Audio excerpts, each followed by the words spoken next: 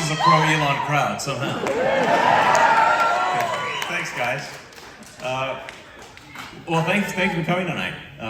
And it's an honor to be here and be able to speak to you. And I look forward to questions and comments. It's always interesting to have that Q&A and hear what people's concerns are and answer questions. And I think these things are great.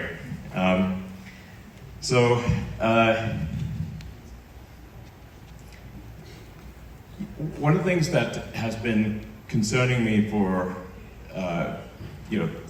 for a while, but particularly it's ramped up this year, is that there's increasingly attacks on the Constitution, and specifically there are attacks on your right to freedom of speech. There are attacks on your right to bear arms, and without the right to bear arms, the Second Amendment is there to protect the First Amendment.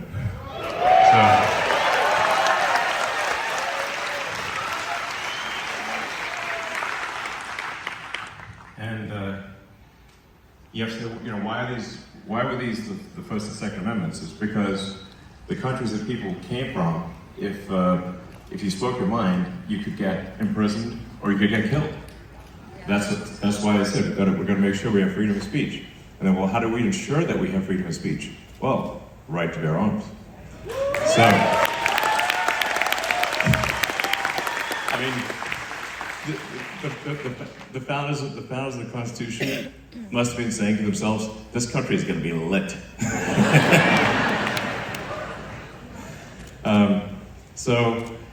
And I believe everyone here has actually signed the petition in support of the...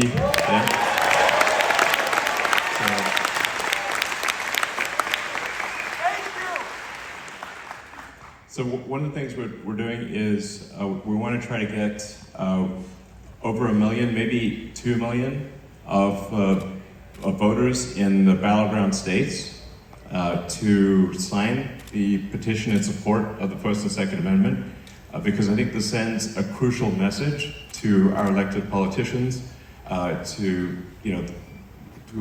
care about the outcome in battleground states. Say, okay, wow, people in these states really actually care about these things. It's a big deal. But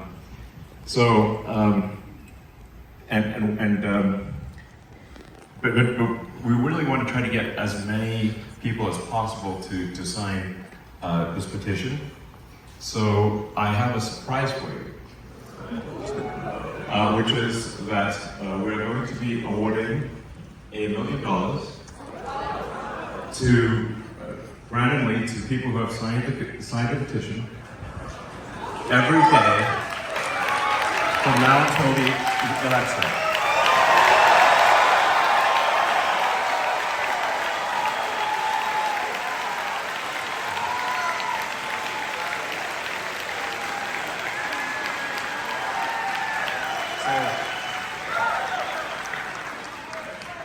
One of the challenges we're having is like, well, how do we get people to know about this petition? Because the legacy media is more to report on it. Not everyone's on X. So I figure, how do we get people to know about it? Well, this news, I think, is going to really fly.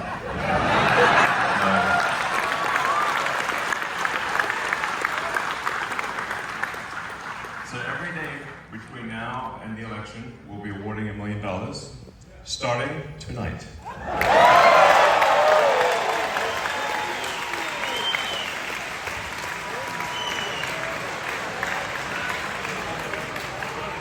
right. So, tonight's person is John Prager.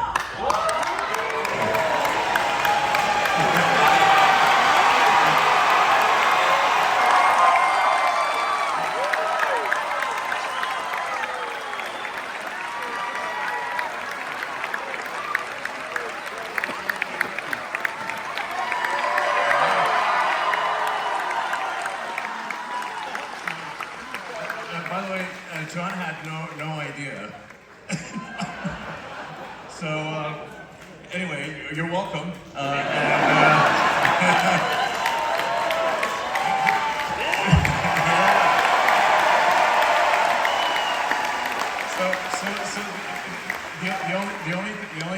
ask for the $1 million is that you be a spokesperson for the petition, and that's it, really. That's it. Yeah, that's it.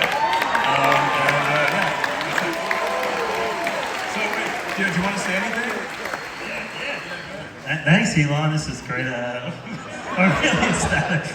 I want to congratulate you on your rocket catch last week. I've been following you for 10 years. Got your biography 10 years ago, and been watching ever since. I'm a big fan. So. Thank you. All right. Oh, cool.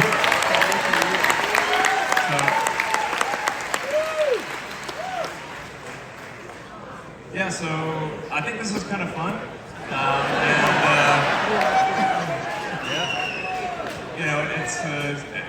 It seems like a good use of money, basically.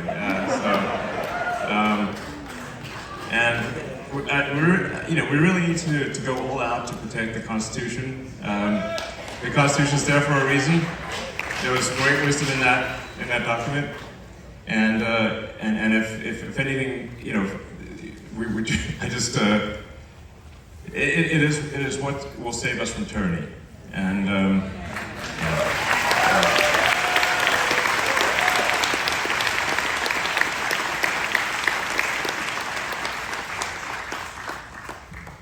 Well, let's see. So, I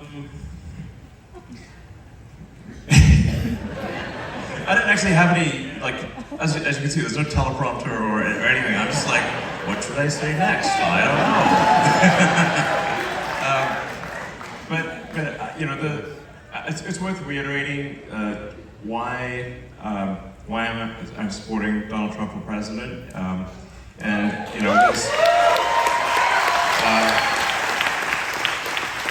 I think important things that need to happen. I mean, I think we essentially want the sensible basic things. We want safe cities. We want secure borders.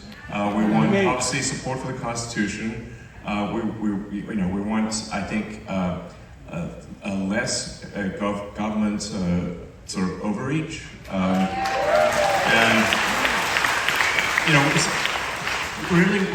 I think we want to restore freedom to the people, so that your individual liberties are prized, and you get to do what you want to do, and you're not sort of overregulated to death, which is kind of what's happening. It's sort of shocking, but I think there's something like 428 federal agencies. That's almost 2 agencies per year since the founding of the country, and more being created.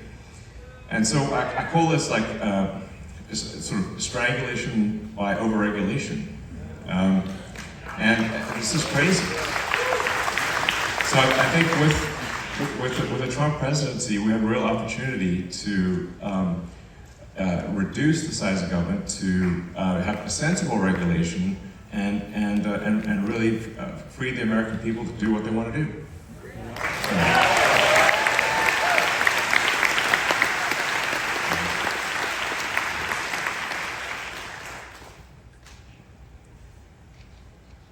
Yeah, I mean, I'm not sure, these are sort of right-wing values. They seem like sensible values.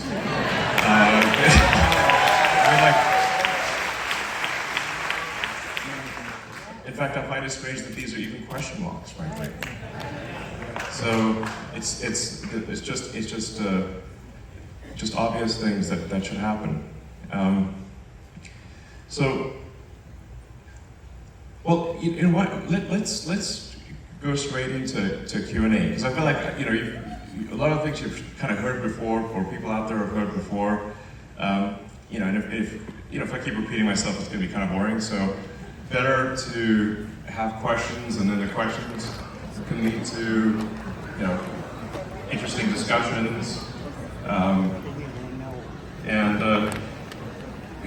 One note I should make with respect to questions or comments, the kind of questions or comments you want to have are things that you think the public would be interested in hearing. So it's sort of,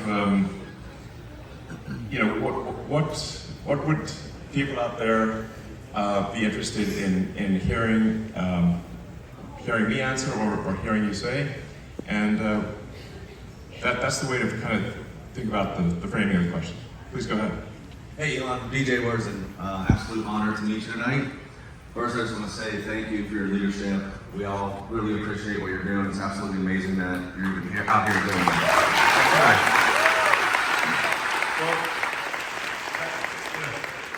I really appreciate that. I mean, the reason that I'm doing this is because I really think we're at a fork in the road of destiny, and this election is an absolutely crucial one. I've not been politically active before, and I'm politically active now because every instinct that I have tells me that this is a fork in the road of destiny. So you obviously are interested in Pennsylvania, and there's even a rumor that you might want to invest in Pennsylvania. That's true. Actually, I spoke with yeah. Well, my first question is, would you want to go halfsies with me on the Pittsburgh Pirates? You could really piss off Mark Cuban. No, the real question, you're a numbers guy, you're looking at the numbers. Yeah. What are you seeing here in Pennsylvania and others that's giving you encouragement, and what are you concerned about?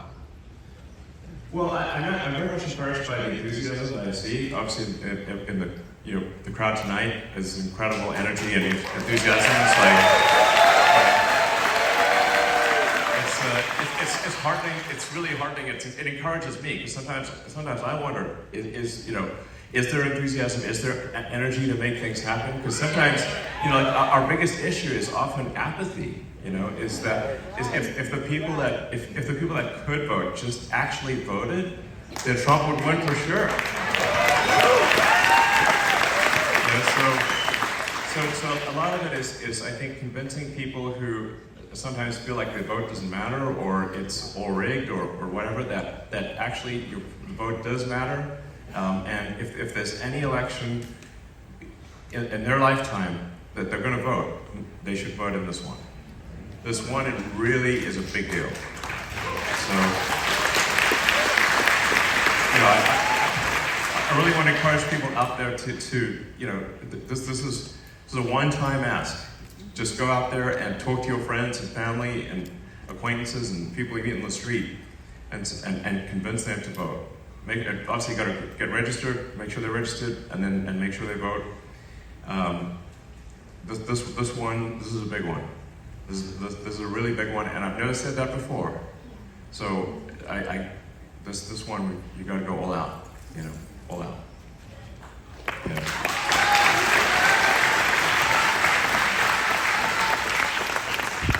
This is Senator Greg Rothman. Welcome to Central Pennsylvania. We're so glad you're here. So you've been in Pennsylvania at least the last week or so. Anything surprises you about this state and our Commonwealth? What have you noticed? What have you seen that's been a surprise to you? Well, I did live here for 3 years, so I'm not like a total stranger. I went to college in Pennsylvania, so I'm not like some guy who just like, what is the state? What's it like? I lived here for 3 years. So no, it's a great state. I really enjoyed my time here, and it's and I think actually Pennsylvania is really the linchpin in this election, and so it's how Pennsylvania goes. I think is how the election goes, and.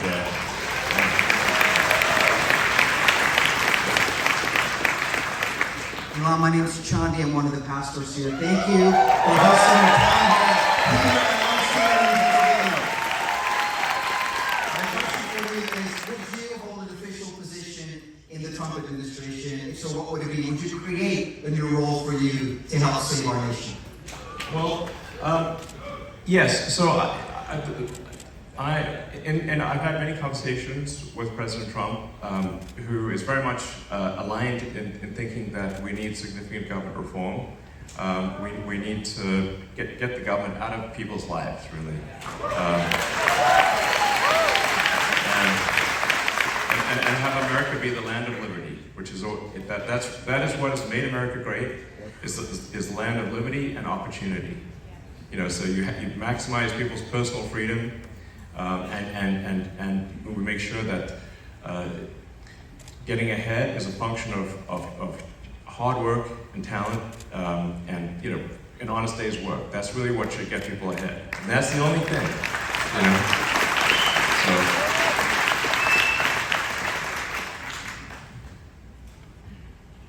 Hello, Elon Jarrell with Genuine Assets. Welcome to Pennsylvania again. My question for you, Elon, is the biggest obstacle that you've had in life and how you turn that obstacle into an opportunity. Well, I guess I've had a lot of obstacles. I certainly didn't expect to, get the things done that I have gotten done. I quite frankly, I expected failure. So it was really just that I wanted to do something that was as useful as possible. I wanted to be as useful as possible, that was it really. So I didn't even really actually originally intend to even start a company. I tried to get a job at Netscape after graduating from Penn, and Mark Andreessen's a friend of mine, but they didn't respond to my resume that I mailed in. So I was like, okay, well, I guess I'll try writing software myself. I've been writing software since I was a kid, so I'll write some internet software and see if I can do some useful applications on the internet. And I ended up sort of writing the first maps and directions and yellow pages and white pages on the internet back in '95. And that it was just really because nobody would give me a job on the internet. So that was it. If they gave me a job, I guess I would have just worked at Netscape or something. But my best advice really is just try to do an honest day's work and try to be as useful as possible to your fellow human beings. Try to give more than you take, and I just have a lot of respect for people who do an honest day's work. That's what really matters. So.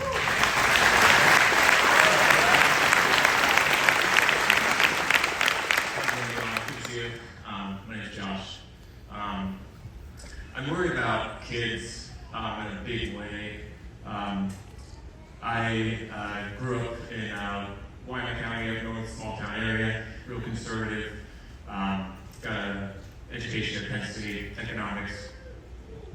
And it really turned me away from my father and our small business that we had. I was basically raised to take it over.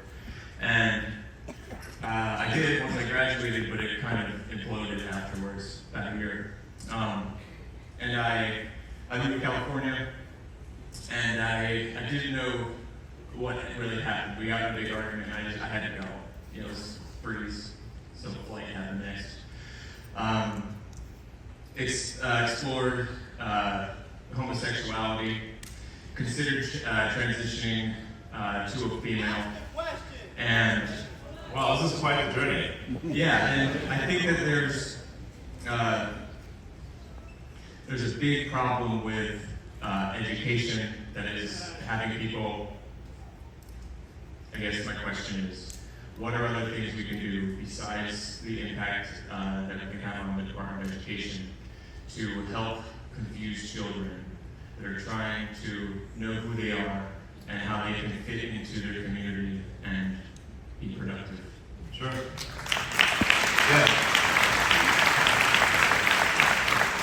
Well, I think there's what I think. I mean, what I see is that there's like a tremendous amount of propaganda being pushed on kids in schools, and it's I think it's just messing with kids' heads.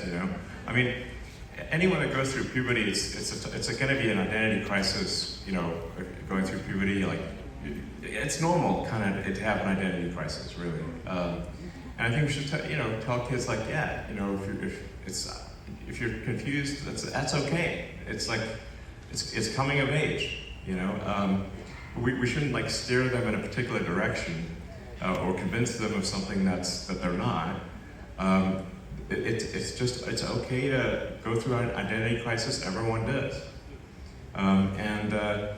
But I think what I see in schools is that they tend to send kids down paths that they wouldn't actually go down because they're being pushed down that way by the teachers, and by the propaganda that's pushed in the schools. So,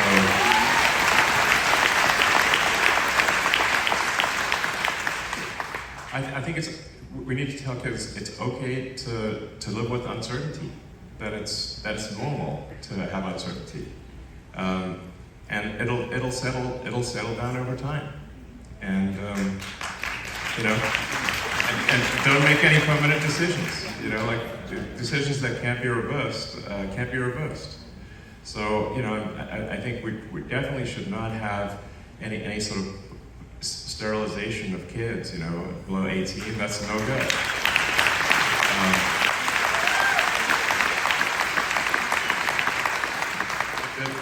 There's an age of consent for a reason.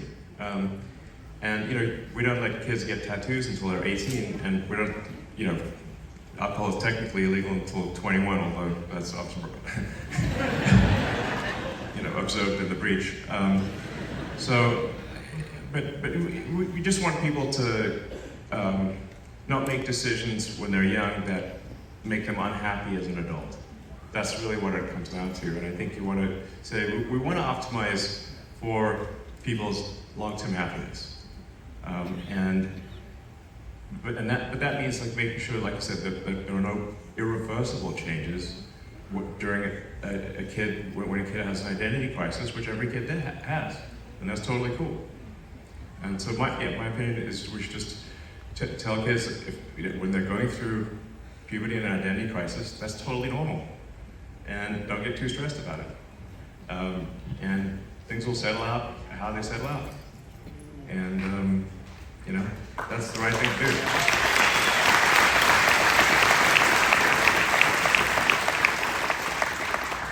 Hello, thank you very much, Mr. Elon Musk. My name is Lenka White. I'm a legal immigrant from the Czech Republic. We are all very grateful for X. I think it's the only platform where we can find the truth, and not only here in the United States, but in places like Europe. My question is, what is your vision on the future of the media under Harris versus under Trump, how it would look like, and can the legacy media still earn the trust back, and what would happen to X, of course? Thank you so much. Sure. Well, it's a great question, because I think what we'll see is a lot of censorship under the Kamala regime. Kamala is really she's just a puppet, frankly. If the teleprompter breaks, she doesn't know what to say. So I just call it the machine, the kind of big government machine, essentially. And you sort of have a face on the big government machine, and when the Biden puppet was not working out, they sort of got a new puppet. But it's still the same machine, obviously. And it's extremely undemocratic what was done.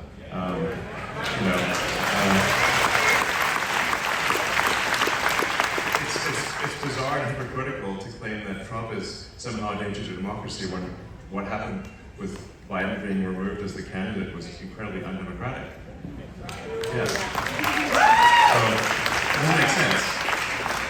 But there's clearly a strong push for censorship under the guise of fighting disinformation. But really, disinformation is a propaganda word. It's not well, who's going to decide what's disinformation? The government? That's crazy. Freedom of speech and right to bear arms is that it's under siege. It's being attacked. But really, we should have the free marketplace of ideas. People can propose an idea. They can, the people can discuss an idea, and they can make a statement. People can rebut that. You can have, the sort of the people can decide.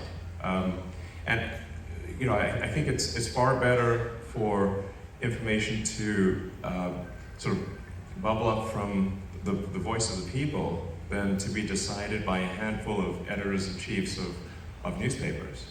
That's,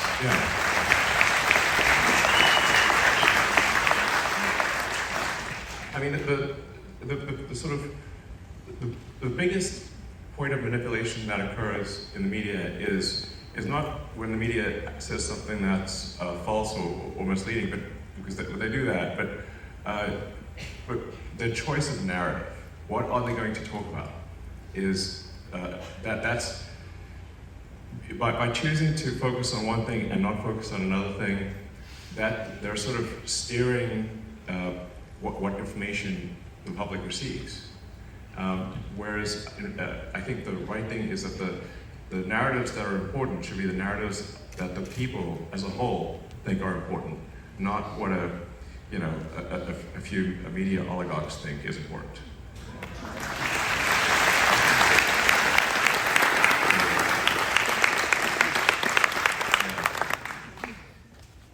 But they sure like controlling information. So I think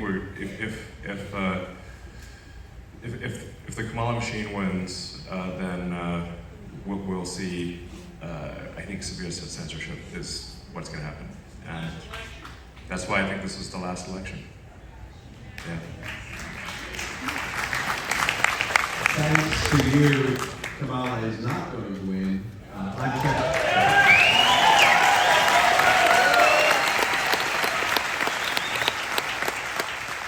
My name is Chet Filer. I'm from right here in central Pennsylvania, and I don't think that was an overstatement.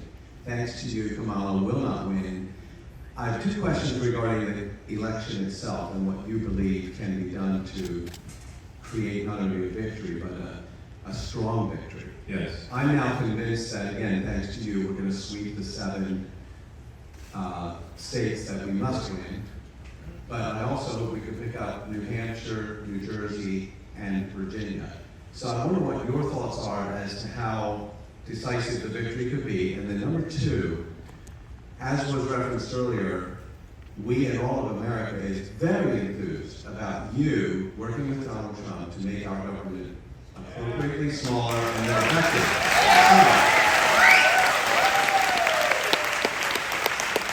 Because that message is so compelling, I wonder if your super PAC could be a little more clear about that point as it relates to you affecting that upgrade to this great country. Certainly, I'm happy to clarify that. I think I'm not, a lot of the things I say, I feel like I'm just stating the obvious, but sometimes the obvious isn't what happens, or is that if America is not strong, if the West is not strong, then nothing else matters. The companies that I run, they don't matter. Basically, if America is the central pole holding up the tent that is Western civilization, and if that pole fails, nothing else matters.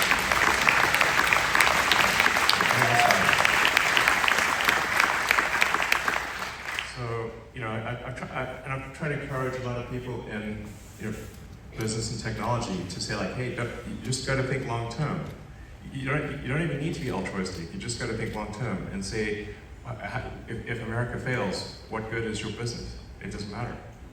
So America must be strong, and the central pole that holds up the tent of Western civilization must be firm as an oak. So.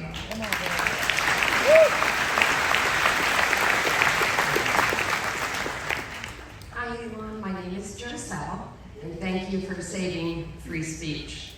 My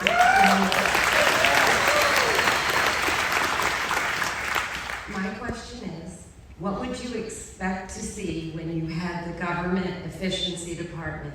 What are your strategies and priorities to curb government spending?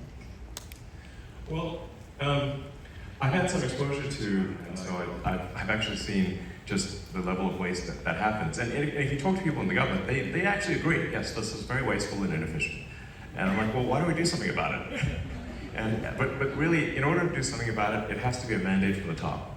And if the president is, if we have a great president like Donald Trump, who is willing to make major changes, and it's difficult because the system will fight you.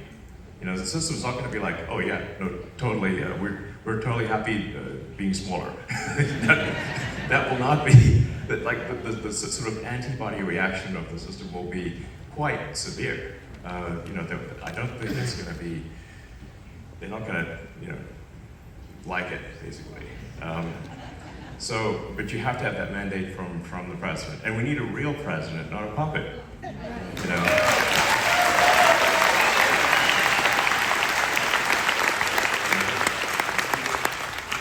thing that scares the system, that scares the machine, is that Donald Trump is not a puppet.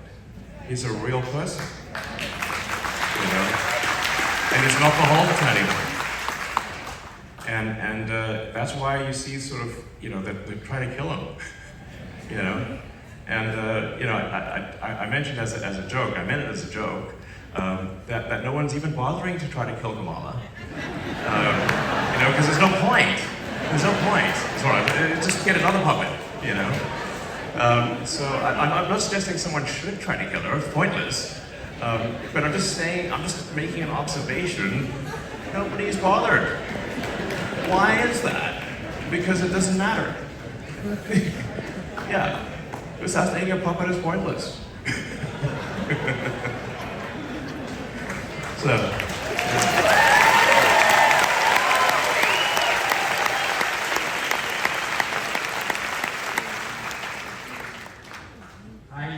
I'm Chadwick from Westchester, Pennsylvania, and I think more people are voting for Trump than ever before. It's historically been Democratic. I wear my Trump hat and walk around. People come up to me all the time, all races, all sexes, and they're like, "Cheers, let's go." Let's go. It's like, let's go. Yeah,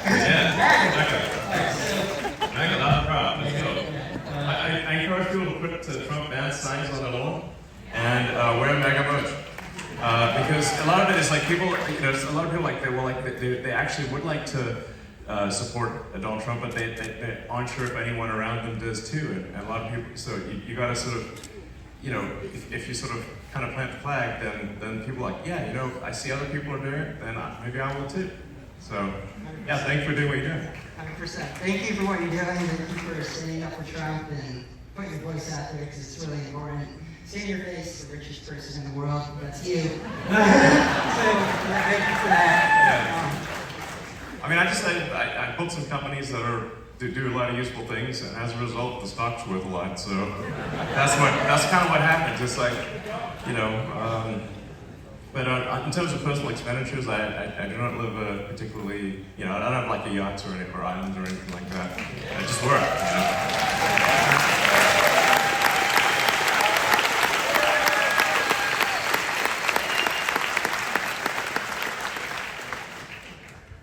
Good evening, Elon. My name is Jared. It's a pleasure and honor to meet you here in Pennsylvania. And it's an honor and pleasure to meet all you guys. You guys rock. I mean, this is fired. I mean, seeing the level of enthusiasm is just. I mean, this is firing me up big time. This is awesome.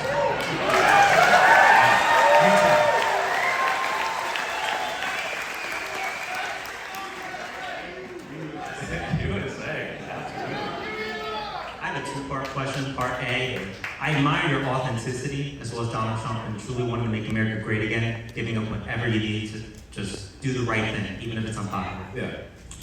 With all the government spending that you keep talking about on X, do you believe that in combination with the Department of Government Efficiency, with Donald Trump's policies, do you think we can reduce the U.S. national debt that's currently at under $36 trillion? And part B, is that after you do it? We have to. Like if we don't do something about the debt, it's gonna this is like for some reason just the legacy mainstream media just ignores the fact that America is going bankrupt like crazy. It's like at a rate that is unprecedented, and the reality is that all government spending is taxation. So people I think this government spending and taxation are somehow separate, but they're not. All government spending is taxation because the deficit is what results in inflation. And so inflation is a de facto tax because it causes all prices to rise and makes people trying to just live their lives have a lot of difficulty. But inflation throughout history has been used as a pernicious tax because it's like it's 1 degree removed, so people don't feel it directly. They sort of, and then the politicians will try to blame it on something else, but it's all about government spending. Government spending is what drives inflation. So the key is we've got to reduce the government spending, and if we don't, we're going to go bankrupt as a country. End of story. Just like a person. If a person spends beyond their means, they go bankrupt. And we're spending beyond our means, and we're spending on like silly stuff that doesn't actually benefit the public. Correct. Yeah. Part 2 to that, I believe you're going to do that with Donald Trump. I'm just telling you that it's not if, it's when, because I am confident you and Donald Trump are going to truly make America great again. Well, thank you, but I do want to caution against complacency is the only thing. So it's like we just need to be super hardcore about getting every possible vote. Confidence, yeah, not complacency. Yes, exactly. We want to be confident, but not complacent. Correct. And so that's why it's like we've got to just be total evangelists about the voting. And really every vote counts, and just make sure everyone you know is registered. The deadline for registration in Pennsylvania is Monday. Yeah, midnight Monday. Like you can register online, it's super easy.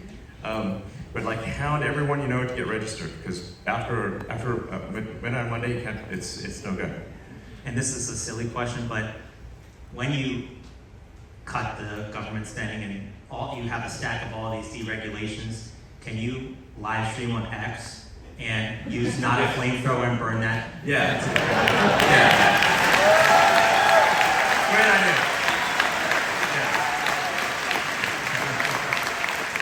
I think a bonfire of nonsense regulations would be epic.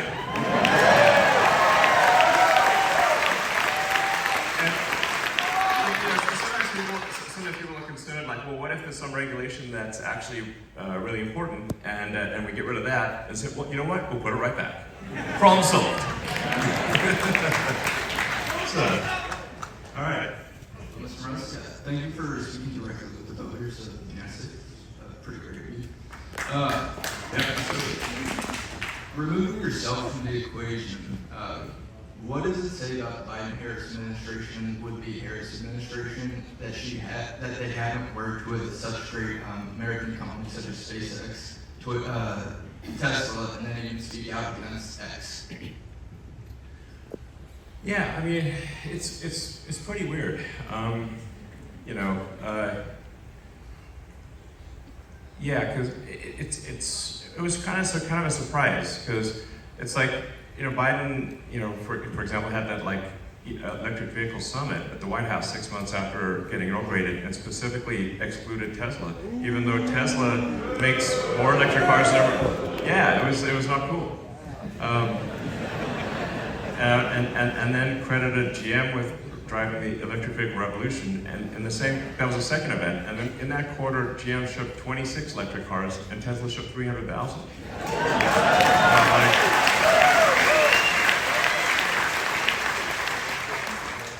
And Tesla's, at this point, about 140,000 people. It's like, there's a lot of blood, sweat, and tears from 140,000 people working hard to make great electric cars.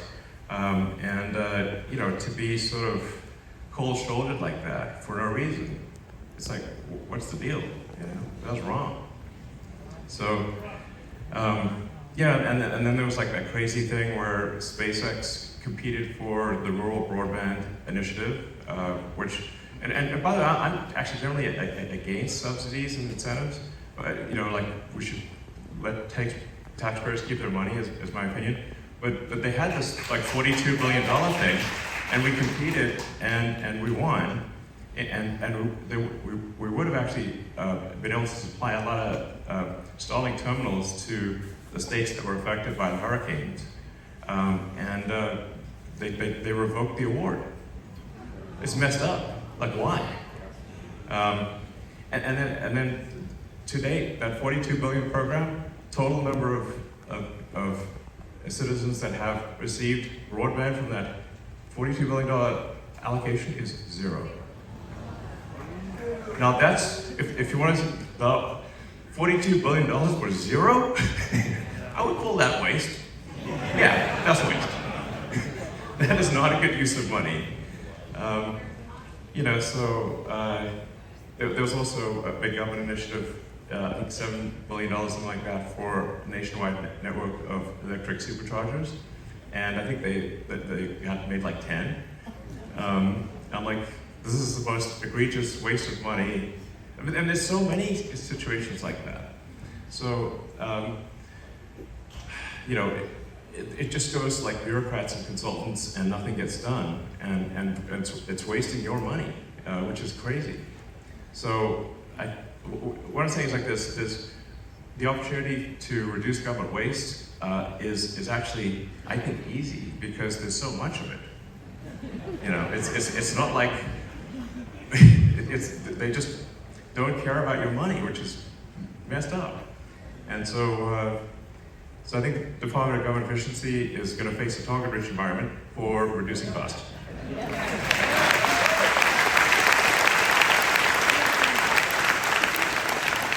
Elon, I've been waiting years for you to join the MAGA movement, so we're so glad you did. I guess my question is, you keep repeating that most of these things we believe in are common sense, and I really feel like they are. Yeah. Do you have any woke friends, and how do you deal with them? Well, I mean, I have been red-pilling my friends like crazy lately. So I have a few work friends. At least they're still friends, but they're not work. So you know, I think where the sort of the sort of good interpretation of the woke movement is that we want to have empathy for our fellow human beings. And of course we want to have empathy for our fellow humans. I strongly believe we should care about humanity and we should care about the future. But we need to have empathy that is deep, not shallow. You know, shallow empathy is caring about criminals, but deep empathy is caring about the victims of the criminals. You know, and so you know, why do we have you know, repeat violent offenders released on the streets, often with no bail? It's crazy, and they prey upon people, innocent people. You know, and then our streets are not safe. And how can America be the greatest country in the world and we don't even have safe streets? You know, this is crazy. You know, I was talking to my mom and she was saying like just this year, like three of her friends have been assaulted in New York. You know, and I said, well, was anyone arrested? No. They didn't even try. We can't have this. You know, people deserve to you know, have safe cities and secure borders and basic stuff like that. You know?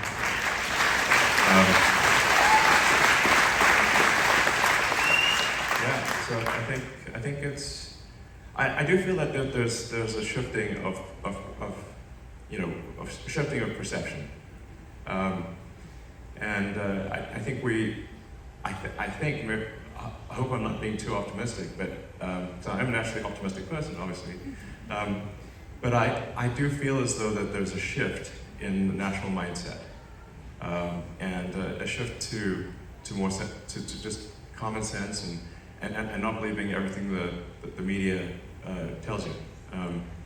And I think actually in the U.S. people are starting to realize that, you know, the legacy media is just a propaganda machine. And in Europe they still believe the news. So we gotta work on Europe. They still think the news is real. But you know, here, you know, thanks to X and just, you know, people being like maybe a bit more aware and having an actual free speech constitutional amendment has helped Americans, you know, understand what is actually real. And I mean, I do find it remarkable, like just how sort of coordinated the legacy media is in their talking points. It's absurd. And kudos to those who put together the compilations. where all of the talking heads will say the same thing, word for word. Yeah, and they'll say the exact same thing. But I mean, I think their propaganda is not even good, frankly. It's not even entertaining. The week before the Biden-Trump debate, every media organization was saying that Biden Trump was attacked. It was the exact same words: Trump's attack, over and over again. Then it became obvious to the public that he was indeed not a Trump's attack. But then immediately the legacy media pivoted to knifing Biden and anointing a successor. So we see this over and over again, and so anyway, but that's why we need to have the voice of the people, and that's why I felt it was necessary to acquire Twitter and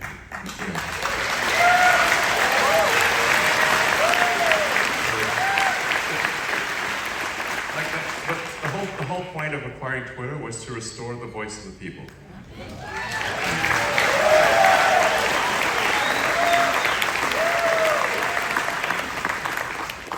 And it's important to note that while the far-left activists that used to control Twitter obviously did extreme censorship of voices on the right, there has been no censorship of voices on the left. They suspended a sitting president. Twitter suspended a sitting president, which is insane. But there's been no suspension or censorship or shadow banning or anything of anyone on the left. So it's a level playing field. But I think that the reason that the sort of far left activists want unanimity in all social media platforms and in all legacy media is that their ideas do not stand the light of day. That is the reason. They actually don't stand up. And so unless everyone is parroting the same thing, their ideas will fail. Hello, Mr. Musk. My name is Zion Thomas, and I was gonna ask for $1 million, but my parents told me to keep it professional, so. Well, it's actually still possible you may win that. But yeah, so you taking over Twitter was awesome. I want to know what other radical ideas you had to save our nation while working with Trump. Well, I try to be as literal as possible. So the values stated on the Ad America, the America PAC website and X account, I try to be just as straightforward and literal as possible. So that's why it's sort of safe cities, secure borders, sensible spending, protect the Constitution, especially the right to free speech, and these are all, like I said, things that seem very obvious and frankly normal, but they're not being done, and they're in severe danger if the Kamala machine wins.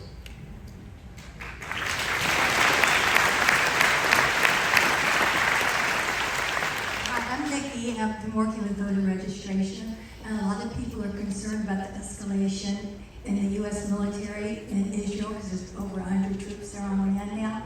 What do you think of this idea? A boring company offering to build an island off the coast of Israel and call it Palestine. They can finally have their nation state like Cyprus. It's been done in China, Dubai, and the Philippines, and we can finally end these endless wars. Could there be enough rubble in Gaza to do it? Well, Gaza is a thorny problem indeed. The Middle East has been an area of contention, for thousands of years. I would say that I do not know the solution to that difficult situation there.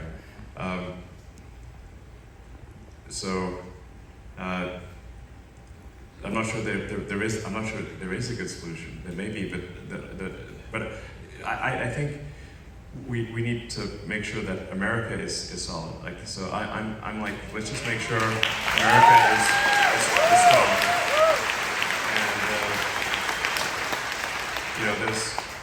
And I do think we interfere too much in what other countries do.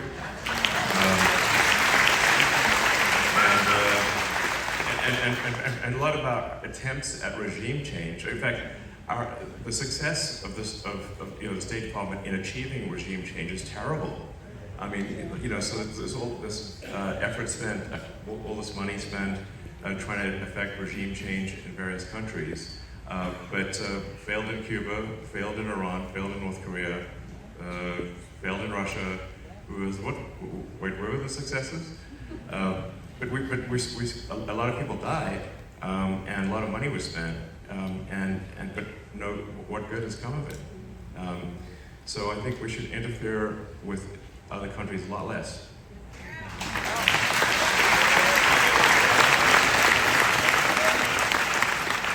Hey, my name's Luke. I'm a local liberty lover who lives just across the river, actually. I find the idea that basically everything that we care about is dependent on a single federal election to, for lack of a better word, be unacceptable.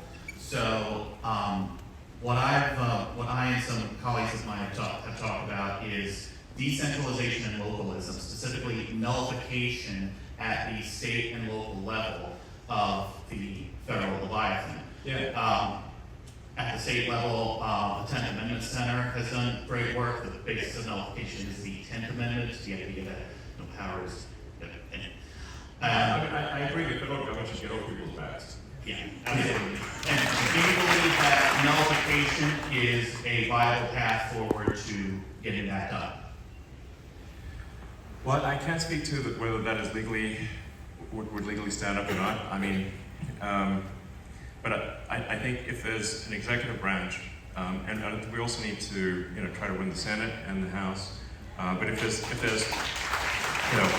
a consensus that the federal government should do less and restore power to the states and to the communities, which I think should be the case, then I think we can make that happen. Yeah.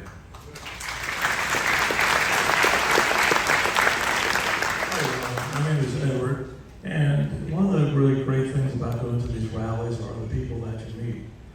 Tuesday at the J.D. Vance rally, I spoke to some young students, and they wanted to be healthcare professionals. And the hardest thing for them to deal with is the financial obligations of doing it, trying to get an apartment and everything else. And I went to Germany, and college is free over there. So there's no one in the world that can tell me that America can't do it better. Well, can you help those Rileys of the world out, please? Well, I think that there are a lot of issues with college education. It's gotten very expensive because the administrative portion of colleges and universities has grown dramatically compared to the educational portion. So you say, like, how much is actually spent on teaching people? Very little.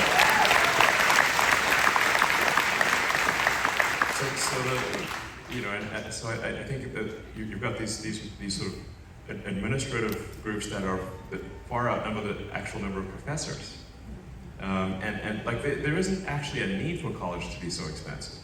It should be far less expensive, but the sort of bureaucratic creep and the administrative burden have grown dramatically over time, and that is what has caused college to be so expensive. It doesn't make any sense. So, yeah. But there is, I mean, if we do sort of make college free, we have to be careful about that because then it's open season for wasteful spending at universities. And however bad it is now, it's going to be even worse in the future. I think we need new universities to compete with the existing ones. Because what actually matters is how good is your education, not how much was spent on administrative BS.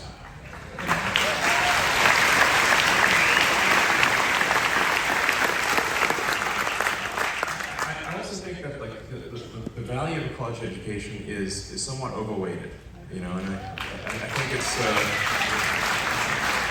too many people actually spend 4 years to accumulate a ton of debt, and then often don't have useful skills that they can apply afterwards. And I think I have a lot of respect for people who work with their hands, and we need electricians and plumbers and carpenters.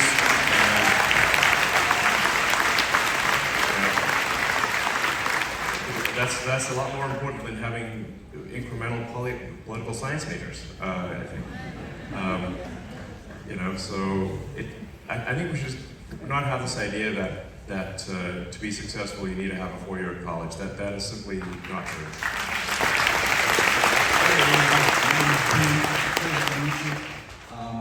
My question is, as we do the election, I know you're covering a lot of ground in the battleground states. How important do you think ad buys will be this election? Because in 2020, Mike Bloomberg, spent a vast amount of money trying to get Biden into the White House. So are you looking into that? And yeah, that's my question. Well, actually, I'm not sure. I mean, the amount of money spent on advertising in the battleground states is truly staggering. And in fact, the Democrats are outspending Republicans dramatically. Depending on how you count it, I think it's like 2 or 3 times more money is being spent by Democrats than Republicans. And in addition, they have the legacy media on their side, and they have a whole bunch of Hollywood celebrities on their side. So it's remarkable that this election is in contention at all, given that they have really, all that on their side. But I guess you got to reach people with a message somehow. So I think probably, we do need to do more advertising, just so that people hear the message. But in my opinion, the thing that's actually most important is getting friends, family, acquaintances, anyone you run into, to register to vote and then to actually vote.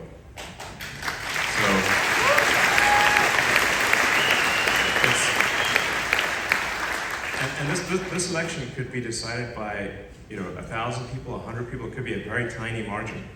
So every incremental person makes a difference. And I've seen some pretty wild numbers where and I think even right now, there's a lot of people that have requested, a lot of Republicans that have requested absentee ballots, but they have not mailed them in. I'm like, guys, mail it in, come on, just mail in your ballot, you can do it.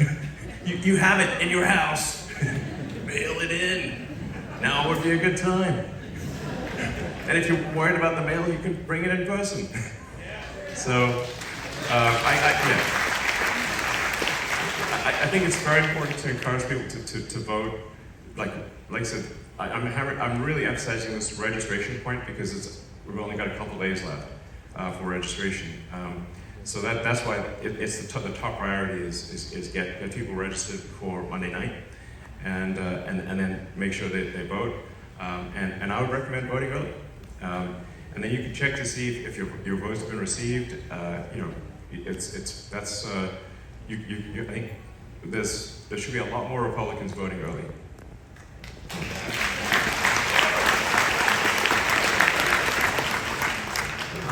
Hi, Mr. Musk. It's a pleasure to be able to speak to you. Thank you so much for pushing the world forward in every industry, and I'm sure you'll be doing the same now in politics. So my question is, given the recent hacking of Donald Trump, how important do you think it is for the tech industry and government to back platforms that prioritize privacy and secure communications, such as Signal? And do you see an opportunity for your companies to partner with this platform or to better protect user data or even safeguard government communications? Yeah. There's always this debate between privacy and security, but I think the bias should be towards privacy. I think we should not trust the government, really.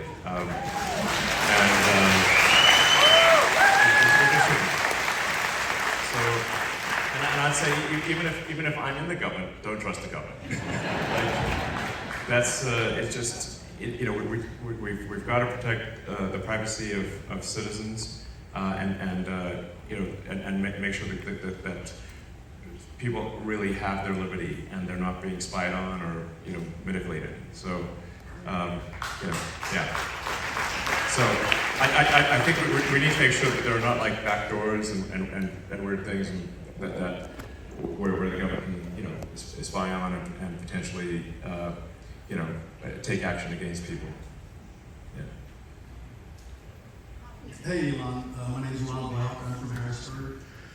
Before I ask my election question, I just have to tell you that I accidentally caught the launch and catch of both sections of Starship on live, and it was breathtaking, which I know everyone in here knows. I want you to acknowledge the level of information that you're creating all around.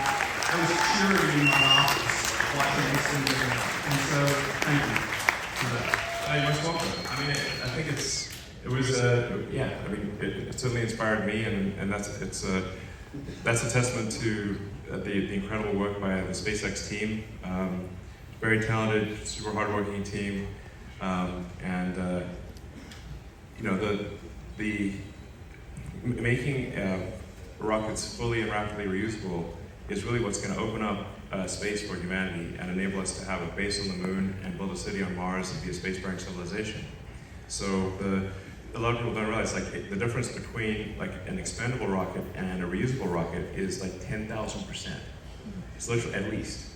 You can think of it just the difference between, you know, what does it cost to, you know, fill up a car versus buy a car. It's the same difference for rockets. You know, if a new rocket is needed every flight, that's super expensive and difficult. But if you only have to refill the rocket, it's dramatically cheaper, just like it is for a car or an airplane.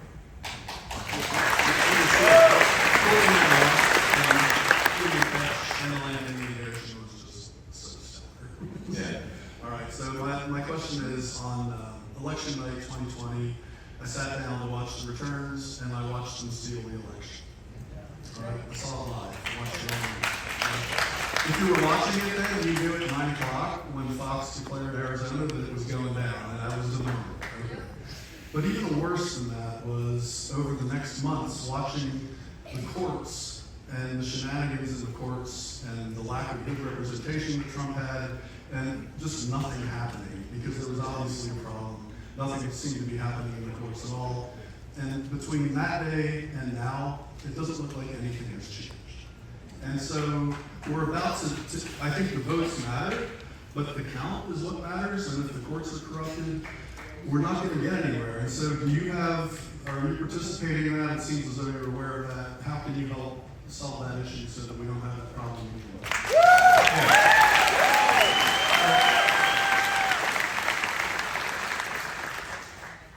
I mean, if the margin of victory is high enough, then I think it can exceed any sort of cheating that may take place. So we got to aim for just a massive margin. That's the key. It's really aim for a margin that it is impossible to have any shenanigans.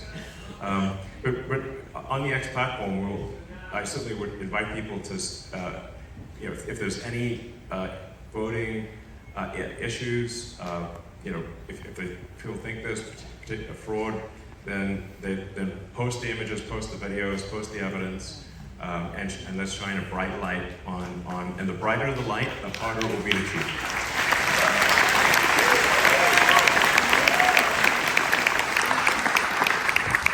Hi, it's a pleasure to make your acquaintance.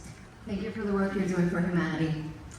There are a lot of changes happening in our world right now, a lot of changes happening in our own country, and these changes are being perceived as chaos. But I always say that if it wasn't for chaos, we wouldn't be able to experience peace. If it wasn't for chaos, we wouldn't be able to experience growth and evolution. And with AI being the new kid on the block and advancing at an incredible pace, I guess my question is, how do you foresee the election of President Donald Trump influencing technological advancements and societal transformation? Well, I think we're reducing this sort of, you know, strangulation by overregulation is a super big deal. You know, the rocket that we were just talking about, it was sitting on the launch pad for 2 months waiting for paperwork to be processed. And it's just insane that that the SpaceX team can build a giant rocket faster than the government can move paperwork from one desk to another. Like, that's just crazy. And the problem is that's getting worse and worse every year. So if that trend continues, it's just going to be illegal. You know, we just won't be able to get anything done. That's why I call it like this extreme overregulation, where there's just new agencies being created every year, and the difficulty of getting anything done is like the square of the number of agencies involved. So if there's one agency, it's like one, but if there's like 3 agencies, it's like 9 times harder, because they all have to meet with each other. You know, we get crazy things like SpaceX got fined $140,000 for dumping potable drinking water on the ground at Starbase, where we launched the rocket, because we cool the launch pad with water, and in an excess of caution, we said, you know, we're going to bring in drinking water just to be sure, and we're going to cool the pad with that. We didn't know there was a permit needed for that. Water falls from the sky all the time. You know, Starbase is in a tropical thunderstorm area. It rains so much that the roads get flooded. Why are we getting fined for a tiny amount of water on the ground? But the EPA said they're not going to process any future applications for launch unless we pay this fine. So we just got, you know, held for ransom, basically. And that's the tip of the iceberg. I mean, I got a bunch of sort of nutty stories, you know. Some of them, I guess, are kind of funny. There's, you know, we had to do this, SpaceX had to do this study to see if Starship would hit a shark. And I'm like, it's a big ocean, you know. There's a lot of sharks. It's not impossible, but it's very unlikely. And said, well, you have to, you know, this is, I think, from National Marine Fisheries, one of the, you know, NIMF it's called. You know, they were like, well, you have to do the study on whether you can hit a shark. We're like, what? And then we said, okay, well, fine, we'll do the analysis. And then, well, can you give us the shark data? They're like, no, we can't give you the shark data. We're like, okay, well, then we're in a bit of a quandary. How do we solve this difficult, this shark probability issue? And they said, well, we could give it to our Western division, but we don't trust them. And I'm like, am I in a comedy sketch here? And they're worried about the shark density data, like the people who hunt sharks for shark fins somehow getting their hands on this shark data. And so eventually, I think we got the data, and we could, you know, run the analysis to say, like, yeah, the sharks are going to be fine. But they wouldn't let us proceed with launch until we did this crazy shark data. And then we thought, okay, now we're done. And they said, but what about whales? I'm like, when you look at a picture of the Pacific, what percentage of the surface area of the Pacific do you see as whale? When I look at a picture, I don't see any. It's like, you can't, where's the whale? And honestly, if the ship did hit a whale, it's like, honestly, that whale had it coming, because it's like the odds are so low.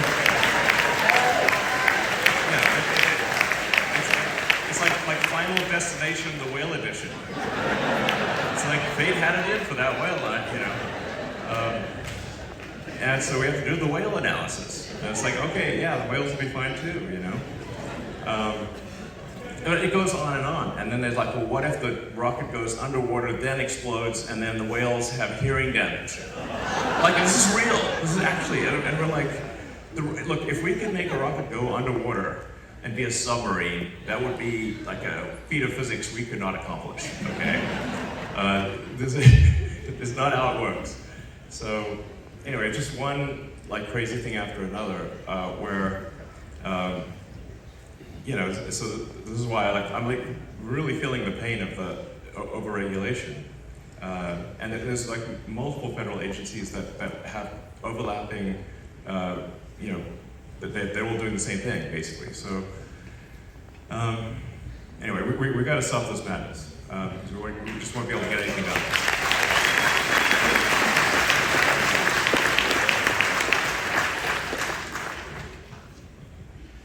Hi, Mr. Musk, thank you so much for doing everything that you do to try to save our republic. I am a citizen journalist. I started a small community newspaper in Strasburg, Pennsylvania, called Strasburg Herald, to fight the fake news. That was in 2021. Since then, as you know, as mainstream media is corrupt, I frankly feel threatened, and they are sabotaging, the big tech companies are sabotaging, shadow banning, and redlining my content.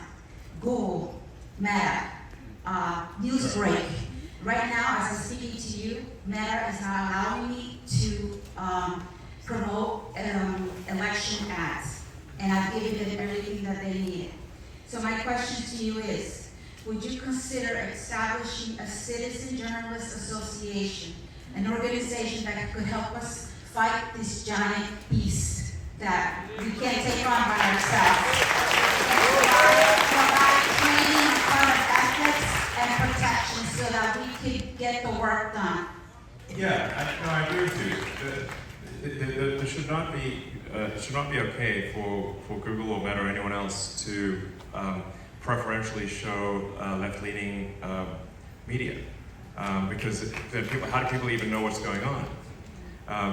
So, you know, and it's sort of, yeah, I mean, apart from X, I mean, they're pretty much all sort of controlled by left-wing activists, and then but that's obviously, you know, unfair. It's so. I think they should be compelled to show content from all sides. They shouldn't be allowed to put their thumb on the scale and with political bias. Because if they are doing that, then they're entering the political game, and then they're subject to political punishment. Open to the idea of opening an association for Well, I think journalists, because there's a lot on X, and you know we don't have the funds to protect ourselves. Yeah. But with lawfare, you know they can shut us down with lawfare. They can sue us for any reason, and the burden's still going to be on us to protect ourselves, to defend ourselves. Yeah, I think that this is really a situation where the federal government should be saying that if a company has like 70% of the search market, like Google does, Microsoft's got most of the remaining 30%, it's a duopoly, they have to be fair in what they show. They can't be biased, because otherwise they're I think falling afoul of antitrust. You know, so that's. But I think if it's not done at the federal level, I think that's the only level where you can actually exert influence on giant companies. And it's really just to say like, hey, you got to be fair and show, you know, and not put a political thumb on the scale. It's not right.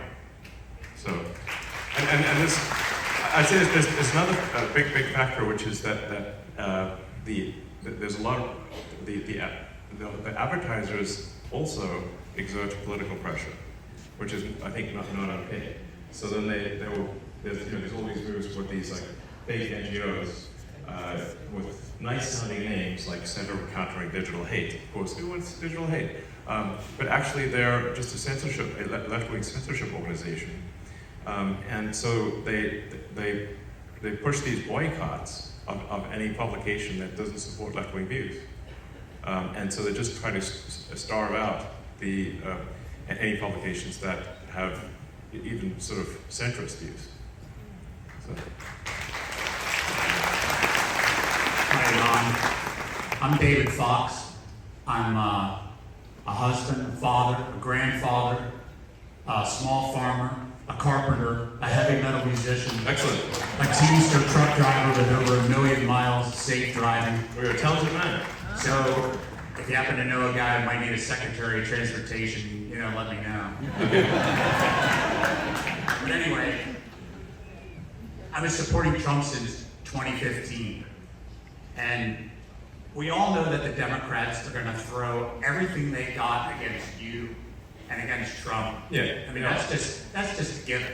100%. But my question really is, what the worst part is the neocon, milquetoast, naked Ken doll Republicans. Yeah. You know, which I stole that line from Jesse Kelly. If anyone knows. True. This is the Union Party people? Right. I mean, it just seems like they're the worst, that they would be the worst. Fake Republicans. Yeah, they would be the worst threat to the agenda of anyone, because you already know what the Democrats are going to do. Yep. So I don't think that those people know how much regular people like us despise those people. Yeah. I mean, we've got to vote them out. Yes. You know, that's really what it is. And my question is, has there been any talk at all about what to do after we win with those people? You know, because we already, like I said, we already know what the Democrats are going to do. But what about, you know, the Lindsey Grahams of the world, or the John Cornyn's, or the Mitch McConnell's, or, you know, because you know what they're going to say. Well, there's nothing we can do. You know, that's how they're going to act. Well, I think what we've got with, we've really got a rare opportunity here with Donald Trump, who's a real person, who's not beholden to those interests. Because, this is a rare, kind of once-in-a-lifetime opportunity. Because, you know, very often, like, you think there's a difference between the Democrat candidate and the Republican candidate, but they're kind of like the uniparty. They're just one, that they actually share, they're going to do the same thing. So then if they're going to do the same thing, well, then voters don't, it's a fake choice. But with Donald Trump, I think we've got an opportunity for someone who is his own man and who is not beholden to these interests, and we can affect some serious change.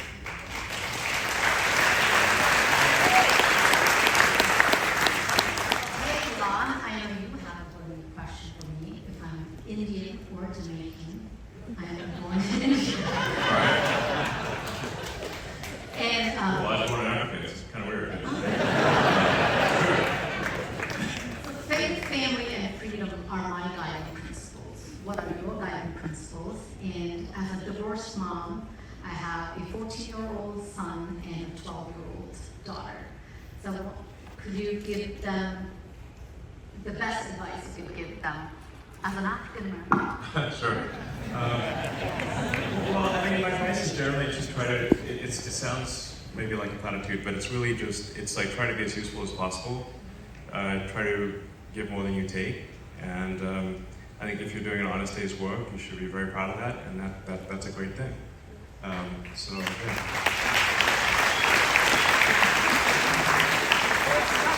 Mom jokes. So do you have a best dad joke for them?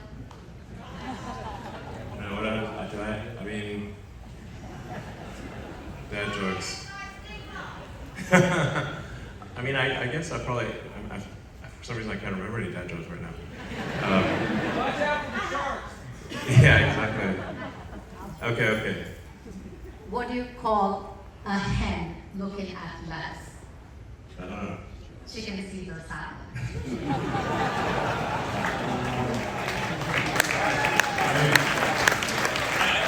A friend did tell me a joke I thought was pretty good, which is, it's like,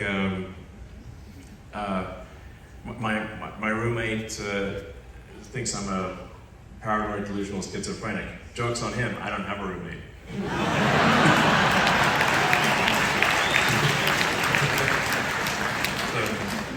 Hi, Elon.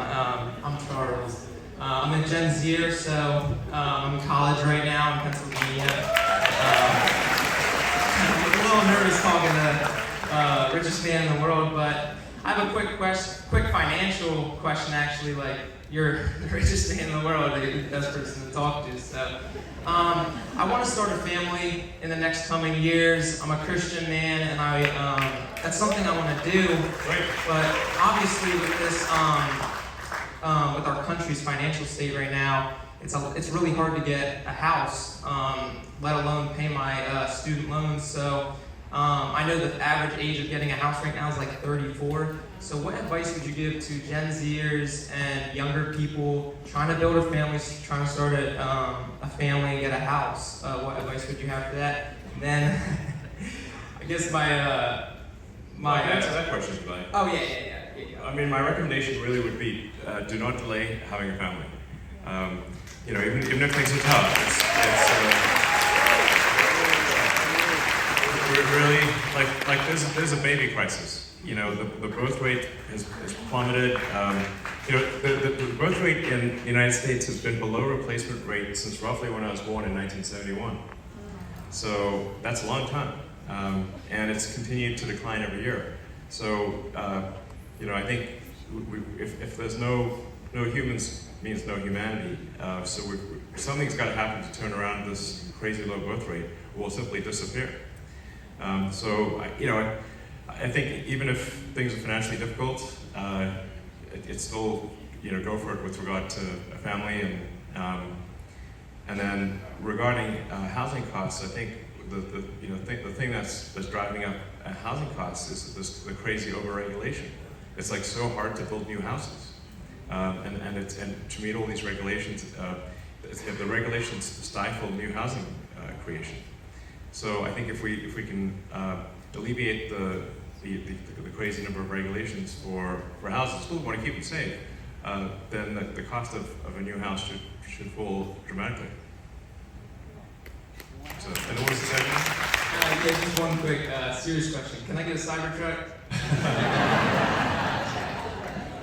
All right.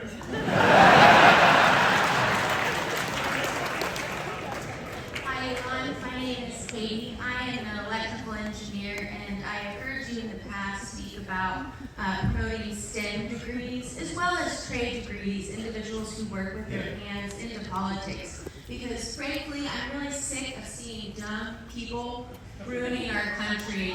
And so, do you have any plans with America PAC to do that? Well, yeah, I do think we need more of our talented people in America going into engineering and into technical trades and building things, essentially. We have too many of our smartest people go into law and finance, which is both a criticism and a compliment. But I think we've got too many people in America in law and finance. Not that we shouldn't have some, but we've got too many. And there should be more that are doing engineering and manufacturing and building things. That's I think, a better use of our best talent. I certainly have done everything I can to promote engineering and and building things as a career. I think it's a good career. If you've built a product that someone loves, then you've done a really good thing.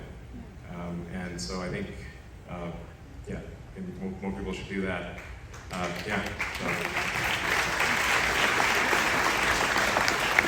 First off, thank you for this amazing opportunity. A forum like this can only exist when and where there is free speech. And thank you so much for bringing that to the forefront in this election. Because it's absolutely what is on the line. So I know this is being live streamed, so if you're at home and you have not registered to vote, please do so. Please get out and vote. Vote early. And please sign the petition at the AmericanPAC.org. So thank you. But it sort of leads into my question here.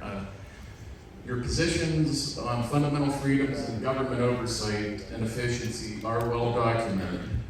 Are there any other issues important to you that haven't been as widely covered, and how would a second term for President Trump be relevant to those issues?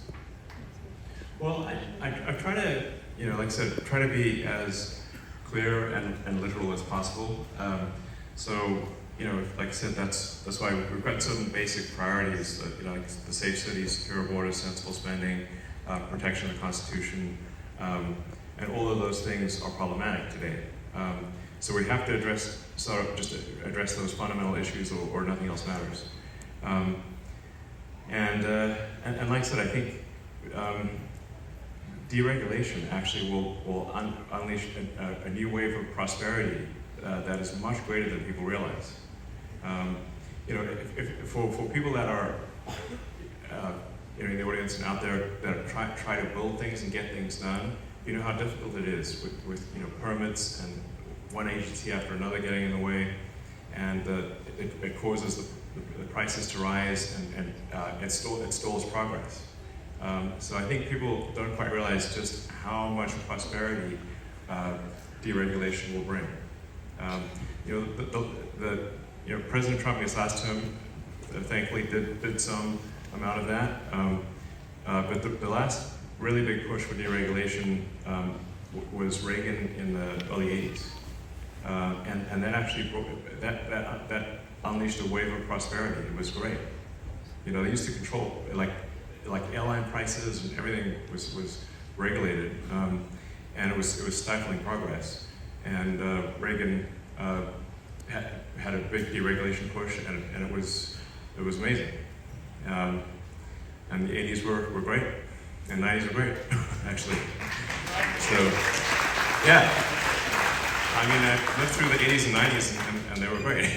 So I think actually you'll see you'll see just how much better it is if progress is not stifled by overregulation.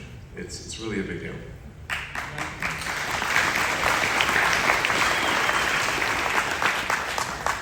Hey Elon, my name is Dean. I'm an engineering student here in Pennsylvania.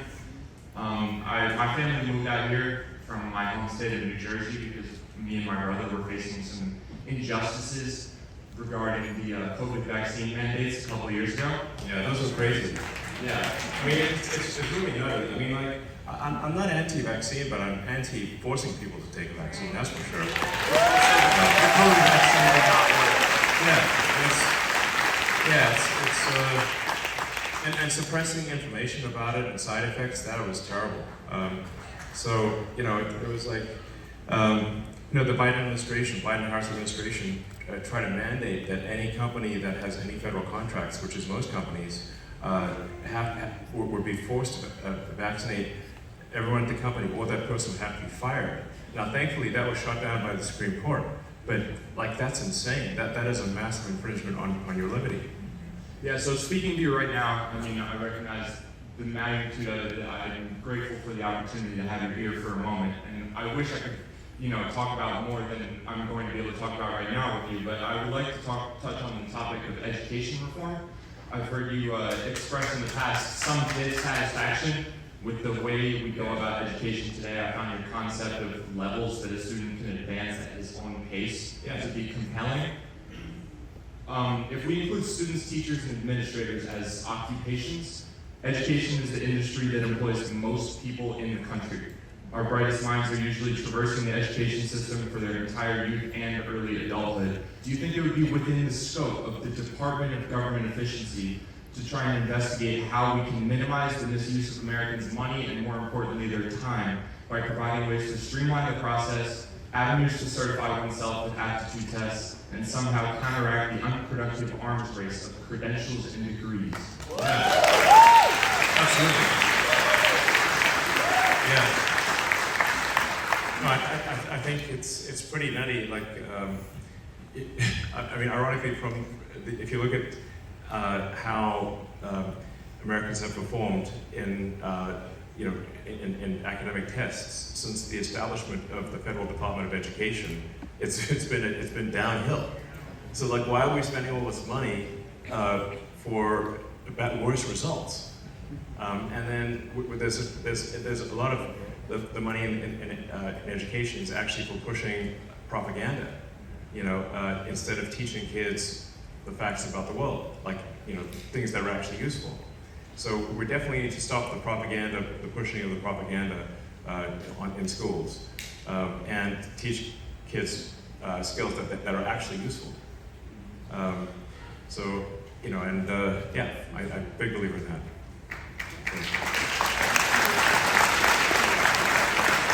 Hi, Elon. Thanks for taking the time to do this. This is fantastic. My question involves regulation. Tesla full self-driving has the potential to save tens of thousands of lives per year.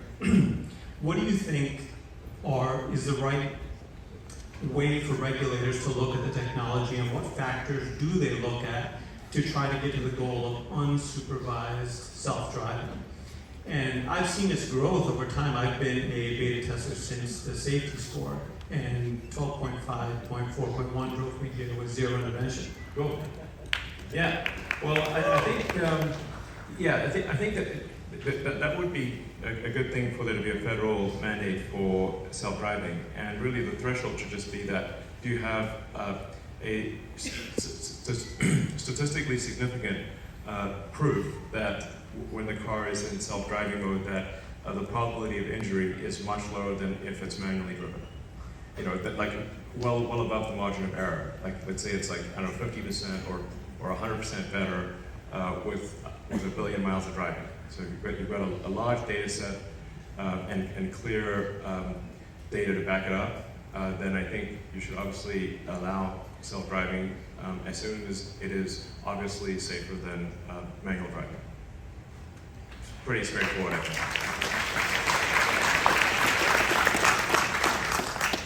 Hi, my name is Molly Hughes. I'm an engineer from Lancaster. And I just want to say thank you for all you've done for free speech. And I realize that's saying almost nothing at all in proportion to what it's been titled as. My question is, given that Marxist ideology is responsible for the death of 100 million people in the 20th century, why do you think it's making a resurgence, and what can we do to help combat it in our daily lives? I mean, I agree with you. It's kind of blowing my mind that, like, I thought that was bad philosophy, but it's alive and well in a lot of our educational institutions. You know, I think part of it is that you've got these, a lot of colleges with these giant endowments that insulate them from reality. So you can sort of have this fake communist utopia at a university because they don't have any feedback loop to reality because they got these giant endowments and a ton of government funding too. So that allows them to be disconnected from the realities of you know, the free market. They take advantage of the free market, but they live in a sort of pseudo-communist world in a lot of these colleges. So they just don't get it. But it is remarkable, and there are a lot of memes about this. It's like, how often do we need to run this experiment? You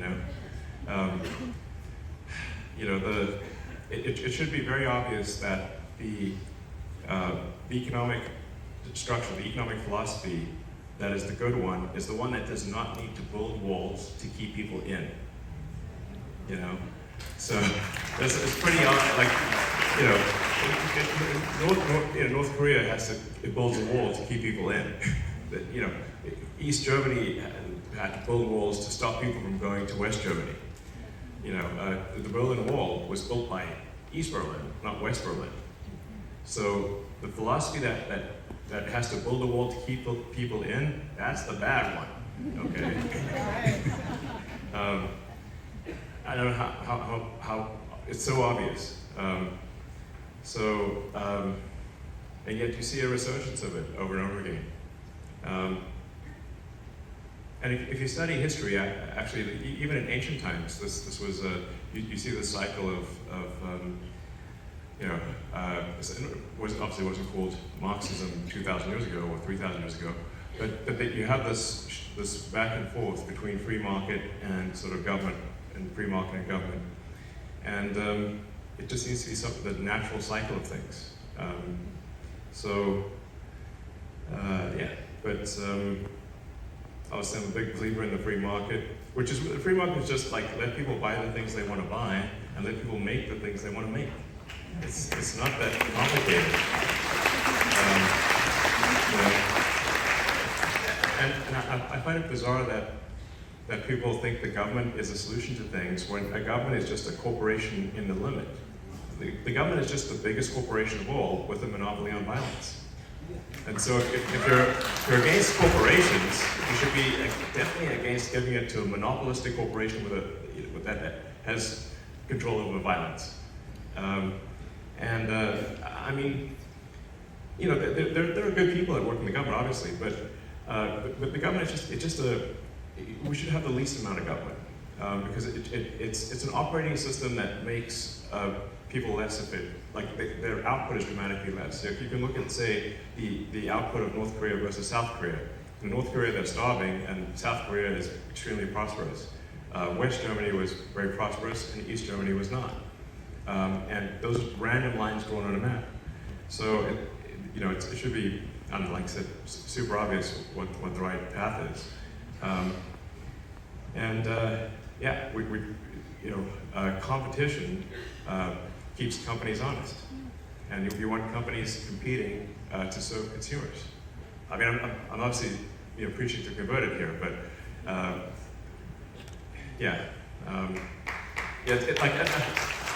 another way to think of it is like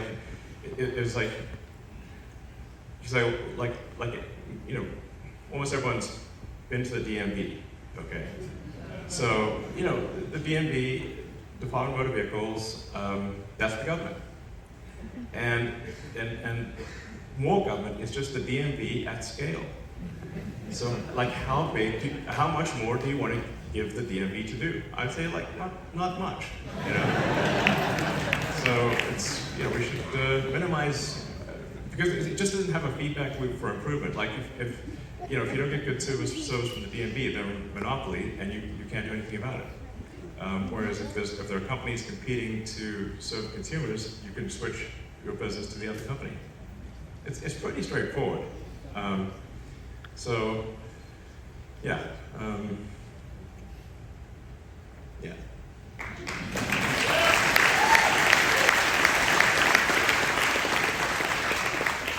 Hi, Elon. My name is Rebecca Gilbert. Thank you so much for being here. My question is, what role do you think AI should play in our democratic republic? And how do you think it can be used to uphold our constitutional freedoms? And what do you think will be the potential consequences of creating AI that is far more intelligent and capable than human beings, with the exception of you, of course?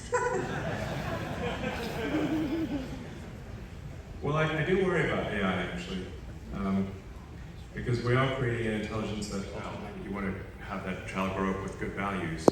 I think the most important thing in training AI is that it's rigorously truthful. Even if this is very, very important, essential.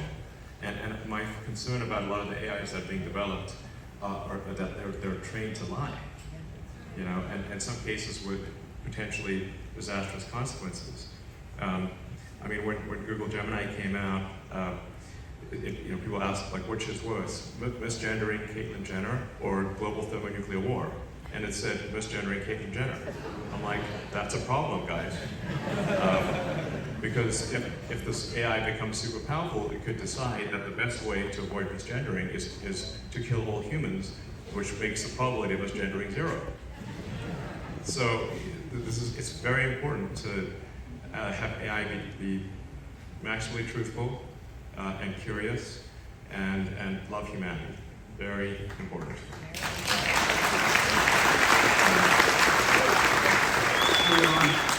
I'm the guy with the Dale Earnhardt Cybertruck. If anybody wants to drive it after this, let me know.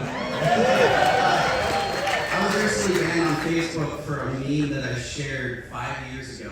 Wow. Completely gone. Really, yeah. You can't even talk to people on Facebook. It's insane. Like, my question is pretty serious. I mean, this is the kind of crazy thing that is like, what? 5 years ago. I'm not even kidding. I complain about it at work all the time. Well, can you imagine how much worse this will be under the sort of Kamala puppet regime? It's crazy. insane. So thank you for buying Twitter. Twitter. Me up, that's for sure. Like, I really appreciate you buying Twitter, and like you share memes on there now. So Yeah. my question is, buying Facebook is impossible. Dr. Moreℹ has an equity structure that ensures that like his 16th descendant will still control it. Buy YouTube. This is pretty serious. Have you ever seen Mark Cuban and Rachel Maddow in the same area, same possibly the same person? I think they might be the same person.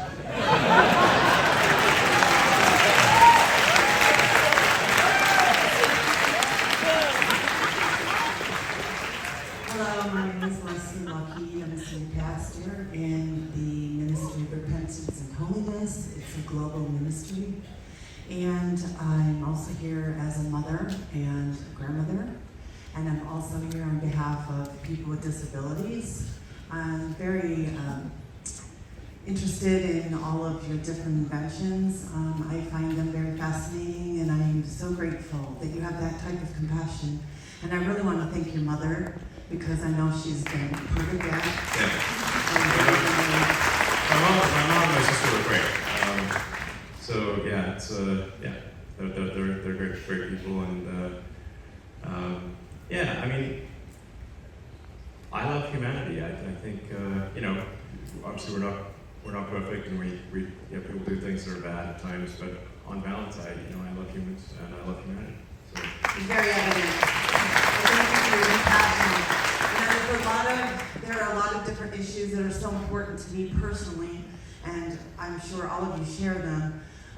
I've seen just horrendous things in the news from every type of issue, the homelessness, the things that have happened, you know, the hurricane, the people in, you know, the Carolinas and all the 6 states, and the sufferings that is going to continue. I'm very concerned about our fellow Americans there, and those who are yet, you know, that are going to suffer from other natural disasters that are still in the making. Sure. And those who still haven't recovered from the ones before. So that's very important. I'm very concerned about the children and the grandchildren and the exposures that are really impressing, you know, putting impressions upon them to lead them off into very, very extremely dangerous ways, as some of what you've touched on tonight. There's just so many that I can't even mention them all here. But I would like to also extend an invitation to you. And I extend this invitation to invite you to, because we've been commissioned all across the United States of America by the leadership in the ministry. Sure. And even President Trump, former President Trump, has sent off a letter of invitation to this man of God. And I would like to invite you on behalf of America and on behalf of the ministry to come with us this December for the Menengai 7 and to be able to meet him face to face. He is known to be not the richest man on earth, but he is the most influential man on earth. And when he speaks, everybody listens. He always turns #1 on every social media platform. All right, well, thank you. I appreciate the invitation. I wish I could, I guess, teleport myself around. Question about manufacturing. One of the concerns with this election cycle is bringing manufacturing back on shore. Yeah. And I'm just wondering, you have a lot of expertise with this. What do you think it's going to take to make American manufacturing great again? What's the government's role in that from your perspective? Well, as mentioned, I think the regulation will actually be very helpful. You know, it's like borderline impossible to get big projects done. Like, you want to build a big factory, it's like extremely difficult to do in the US. So I think deregulation will help a lot with that. You know, I do think we probably need to be sensible about tariffs and just you know, if there is dumping of goods from other countries, we probably should have tariffs that you know, prohibit that. But I think in general we should prize manufacturing in the U.S. a lot more. But I mean, America still is the second biggest manufacturer in the world after China. And I'm a big fan of manufacturing. Obviously, I built a lot of factories. Spent a lot of time on the production floor. And I think part of it is like, I think, I don't know, maybe manufacturing became like uncool or something. I don't know. But as I was saying earlier, we're way too many people in America in finance and law, and I think a bunch of them should really be doing manufacturing instead. You know?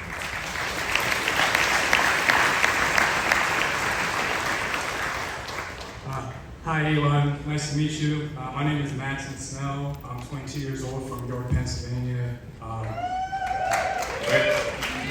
Real briefly, I just want to say that before I ask my question, I'm really grateful with someone like your status, so outspoken with supporting Trump, and I think we need more people in your status to support Trump, because I think, you know, we all know there's kind of this agenda in the entertainment industry, in the media, where they have to hate Trump no matter what. I think my question to you is, how much of it do you think is like them living in this bubble, like the late night talk show hosts, the people in Hollywood, like the legacy media? How much of that is like them actually thinking Trump is this like evil dictator, and how much of it is actually like just them getting paid to say it? Like, why is there this huge bias with the Democratic Party when it comes to the establishment?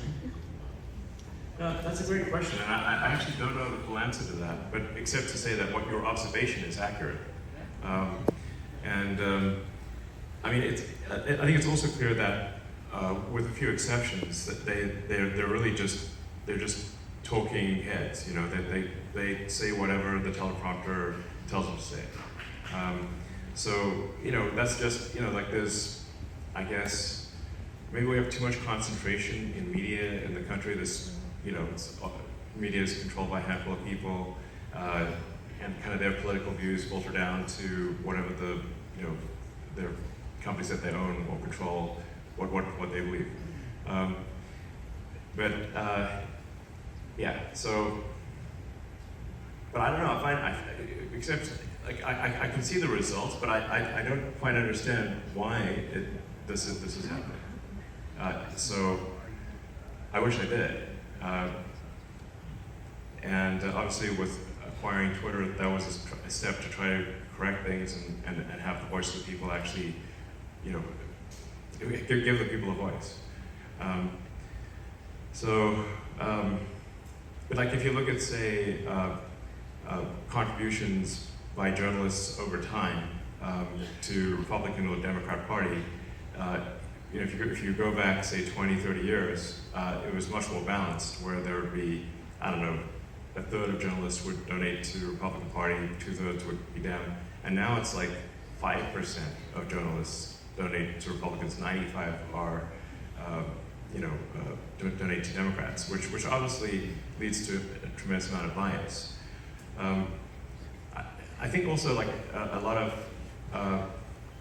activists have gone into journalism not to report the news, but to create the news. I'd say, like, well, where does that come from? I think probably that comes from what they're taught in schools. I'm trying to, like, you know, trace route, like, you know, packets on a network. What's the origin of this? And I think if people are taught, you know, BS propaganda in schools, then they want to, and they're told that this is the thing they should go out in the world and push, then I think it starts with the education system, I think. You know, and certainly that is a thing to be addressed.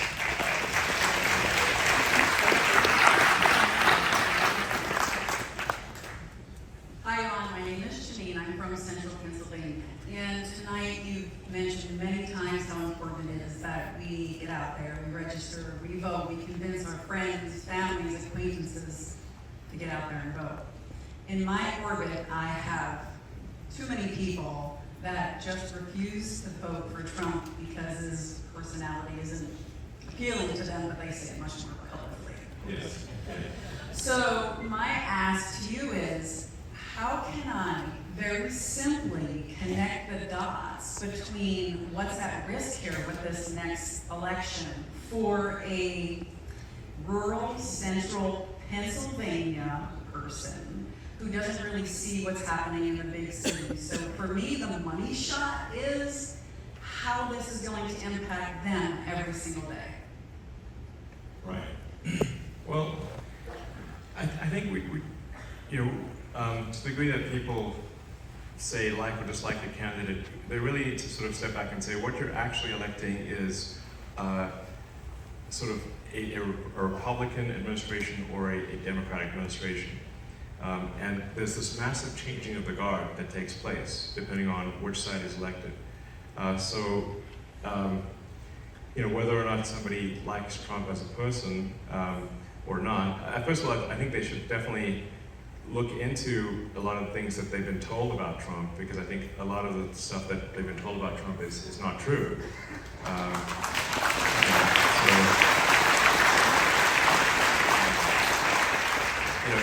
I mean, even in the presidential debate, Kamala had the nerve to push the Fine People hoax, claiming that Trump was pro-Nazi, which is insane. And in fact, in that the speech she's quoting, he actually condemned Nazis in the strongest possible terms, and yet she still pretended in that presidential debate that he endorsed Nazis. That's a huge lie. And so if somebody's under the impression that Trump is like somehow pro-Nazi, even though his son-in-law is Jewish, he has Jewish grandkids, which would be pretty bizarre, then you can say like, actually, that's a hoax. And no, I'm not, by the same token, I'm not trying to claim that, you know, Trump is a flawless individual. You know, I like him personally, but we have to look beyond that and say, what are the important policies that will ensure that the country is on the right track?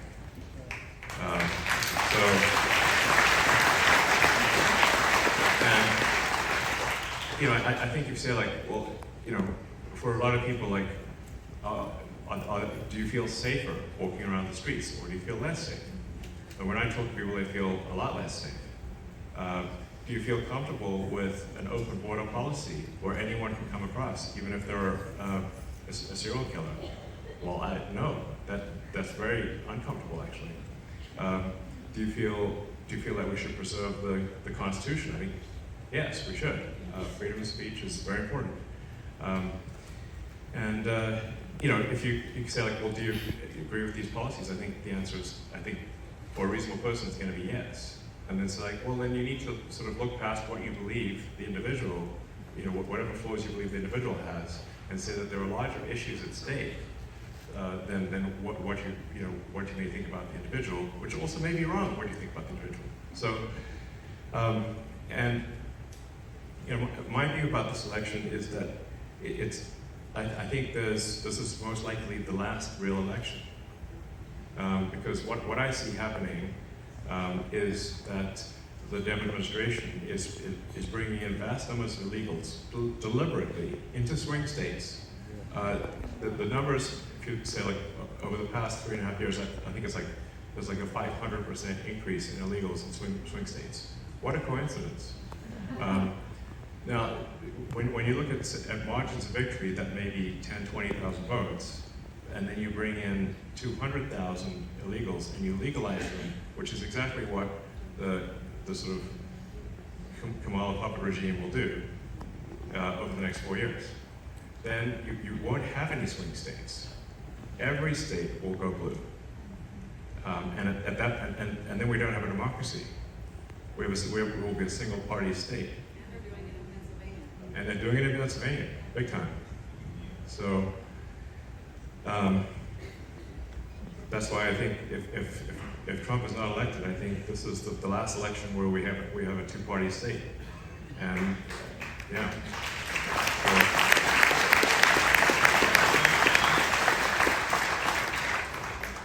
And one doesn't need to actually say, oh, well, this is a conspiracy. Just think about simple incentives.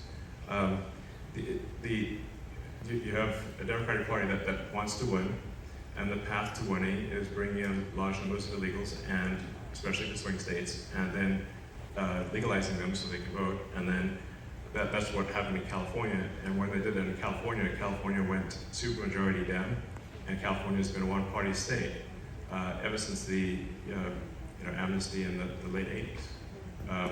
Essentially, one-party state. At this point, it's a supermajority Dem. The only competition that occurs is at the Democratic primary. So that's not a real democracy at that point. So this is the last chance. This election's the last chance. I'm an Air Force veteran, a father of 2 wonderful boys. As they come up into an age where they're starting going to school, do you think it's concerning how public school students are graduating and don't have any understanding about how the government works or what the Constitution is at all? I just sat through a college course and I had no idea what the Constitution was. Yeah, that's crazy. I think we need to teach kids useful skills, and we need to teach them critical thinking and history, and why the Constitution is important.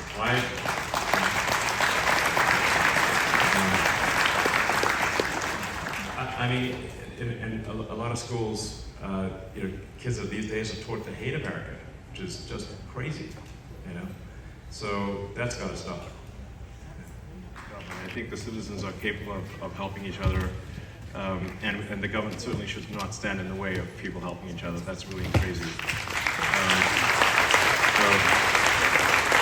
And I think just being on the ground, and just like, you know, just be on the ground. If there's an emergency, you know, you want the head of Homeland Security to be on the ground where the disaster is, not shopping for expensive clothing in New York. So, well, I'll take one last question and then call it a night. But yeah. Thank you, Elon. Mark Clark from Camp Hill. Thank you for being our Braveheart for free speech. Well, I hope I don't have the same ending as Braveheart. So, freedom! But for the first time in my life, a long span of voting every election day, I voted early this week. Great. Thank you. Please encourage everyone to vote early and, yeah, get registered, yeah. My question is, aside from what you said about self-driving cars, what's your stance on government mandates for electric vehicles? Yeah, I actually generally think that there should not be government mandates. I'm, you know,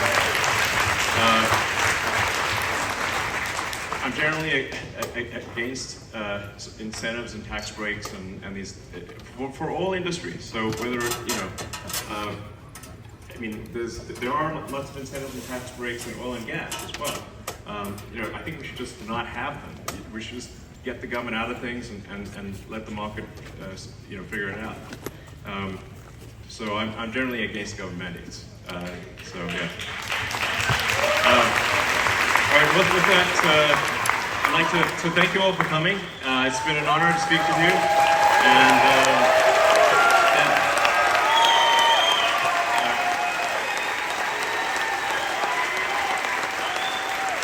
freedom! Oh, sorry guys. If I do that, it's going to be all night.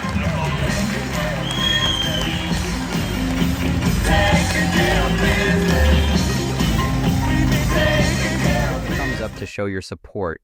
Subscribe now and remember to activate the bell notification button to never miss an update. Share our videos with everyone on all your social networks.